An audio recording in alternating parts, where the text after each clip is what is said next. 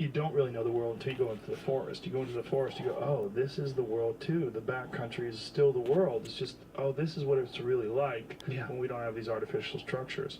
And when you spend so much time in combat and you come over and you see all these people that are fighting over these insignificant things and squabbling about the use of the preferred gender pronouns and all this crazy shit that people find significant today. It is very challenging for me to listen to the things that people feel are important, and the lack of, I would say it's the lack of what I would consider to be perspective. And it's funny, if you do, say I did 17 years in the military, let's say a guy does 20 years, you actually don't spend that much time in combat.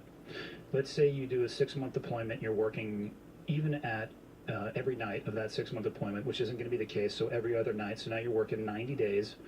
Of that time, you might spend 30 minutes in combat in those 90 days. Multiply that by 5, 6, 7, 8, 9 deployments. In 20 years, that's your total time combined in an actual combat environment, not a theater of war, but a combat environment where you're directly involved in it.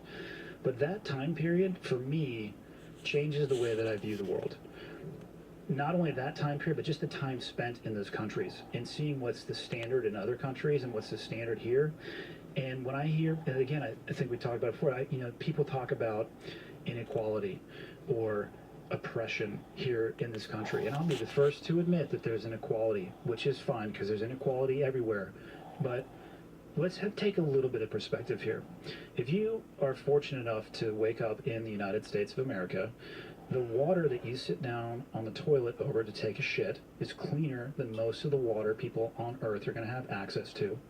You go to Starbucks and you may pay more per ounce for a cup of coffee for the fluid than you do the gas coming out of your pump going into your car that exceeds the annual income of most people on the face of the planet. You living in a first world country where instead of spending your time trying to find that water, you get to spend your time sleeping in line in front of the Apple store waiting for the new iPhone to come out. And then you have the balls to bitch about how bad you have it. That to me is a super tough pill to swallow.